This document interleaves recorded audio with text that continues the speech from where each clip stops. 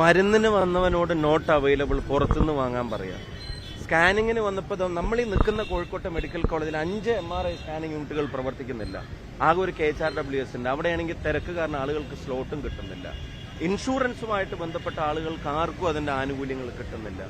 ഇവിടെ പണമില്ലാത്ത സാധാരണക്കാരൻ അവന്റെ മറ്റെല്ലാ ഗതികേടും മാറ്റിവെച്ചിട്ട് ഇവിടെ ചികിത്സയ്ക്ക് വേണ്ടി വരുമ്പോൾ അവനോട് ഇല്ലാന്നും പുറത്തു പൊക്കോളൂന്ന് മാത്രം പറയാനായിട്ട് തുറന്നു വെക്കുന്ന ഒരു തലത്തിലേക്ക് മെഡിക്കൽ കോളേജുകളെ പോലും മതപ്പതിപ്പിക്കുന്ന ഒരു അവസ്ഥയാണുള്ളത്. ഇപ്പൊ നഴ്സുമാരുടെ കാര്യം പറഞ്ഞു. ജൂനിയർ ഡോക്ടേഴ്സ് ഇതവിടെയുള്ള 100-200 ആളുകൾ പടിയിറങ്ങിക്കഴിഞ്ഞു.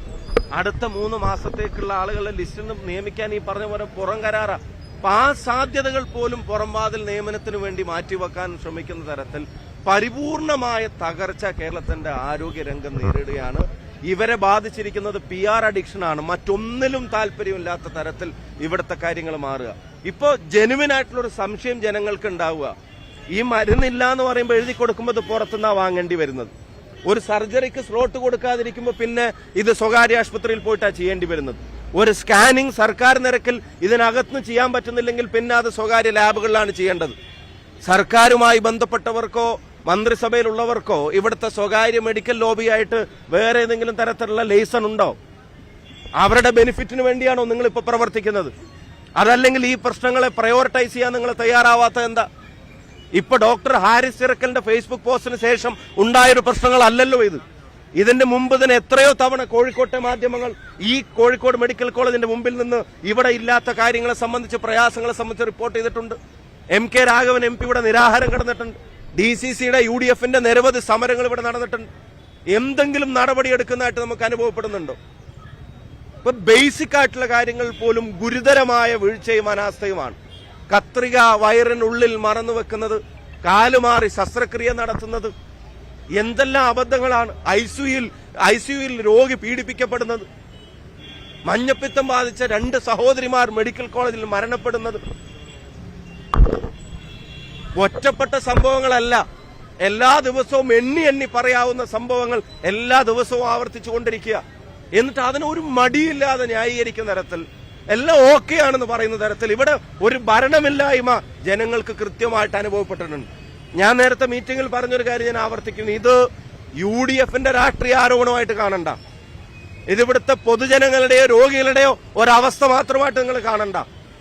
ഒരു കറകളഞ്ഞ സഖാവിന് പോലും ന്യായീകരിക്കാനോ പിടിച്ചു നിൽക്കാനോ കഴിയാത്ത തരത്തിൽ കേരളത്തിന്റെ ആരോഗ്യരംഗത്തിന്റെ തകർച്ചയാണ് ഡോക്ടർ ഹാരിസിന്റെ ഫേസ്ബുക്ക് പോസ്റ്റ് എന്ന് പറയാതിരിക്കാൻ കഴിയില്ല. നിലമ്പൂർ തെരഞ്ഞെടുപ്പിന്റെ ഞങ്ങളുടെ വിജയത്തെ എനിക്ക് തോന്നുന്നു പോരാളി ഷാജി പോലും ന്യായീകരിക്കാത്ത തരത്തിലാണ് ഡോക്ടർ ഹാരിസ് CPMന് വേണ്ടി ന്യായീകരിച്ചത്.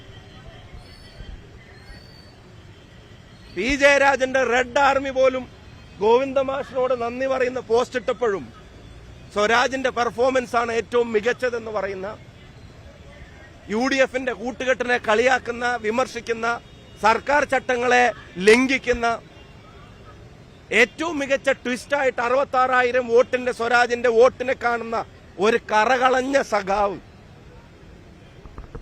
ഞാൻ ആവർത്തിക്കുന്നു, പോരാളി ഷാജി പോലും പറയാത്ത വാചകങ്ങളിലൂടെ LDFന്റെ പരാജയത്തെ, CPMന്റെ പരാജയത്തെ ന്യായീകരിക്കാൻ ശ്രമിച്ച അത്രയും സഖാവായിട്ടുള്ള ഒരാൾക്ക് ഈ ഗവൺമെന്റ് ഉണ്ടാക്കിയ ഗതികേടായിരുന്നു ആദ്യത്തെ ഫേസ്ബുക്ക് പോസ്റ്റ്.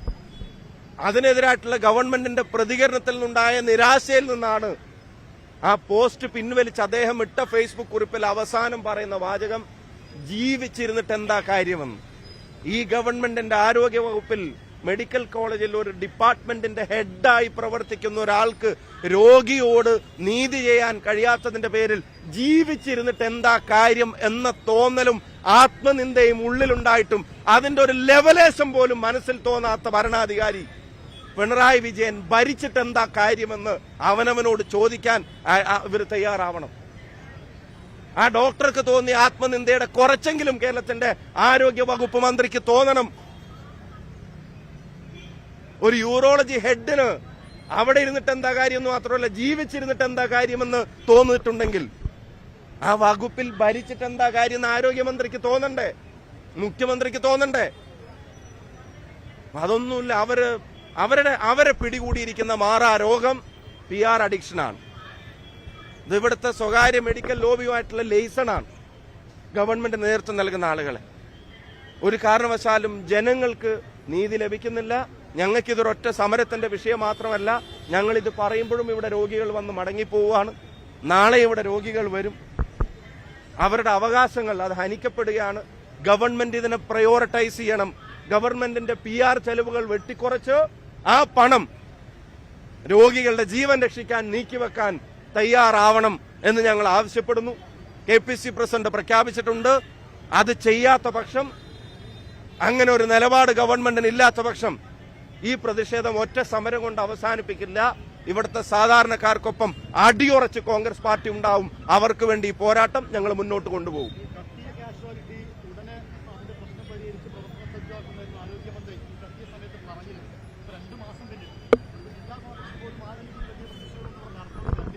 ജില്ലാ കോൺഗ്രസിന്റെ പ്രതിഷേധം ഉണ്ടായി. അവരുടെ നിർദ്ദേശപ്രകാരം ഞാൻ ഉൾപ്പെടെയുള്ള ആളുകൾ വന്നു. ഞങ്ങൾ വന്ന് സംസാരിച്ചപ്പോൾ ഇഷ്യൂവിനെ പൊളിറ്റിസൈസ് ചെയ്യേണ്ട, അവർക്ക് സാവകാശം കൊടുത്തിട്ട് എത്രയും പെട്ടെന്ന് അതുപോലെ ആക്കി തീർക്കണമെന്ന് പോലും അങ്ങനെ ഒരു ലൈനിലാണ് ഞങ്ങളൊക്കെ അന്ന് പ്രതികരിച്ചത്. അതിന്റെ